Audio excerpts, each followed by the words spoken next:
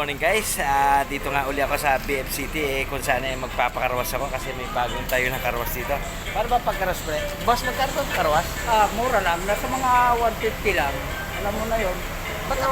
Kahit magkarwas ka na walang tubig, sandali lang. Ganito lang oh. Diba? 150? Asan ang tubig niyo boss? Pakiulit nga. Ito. Ang kakaibang tubig eh. Kaya ang Grabe. mga tubig. Ha? Oh, may pasahero na nga oh. Oh, kita mo? Yan po. Kakahugas ko lang.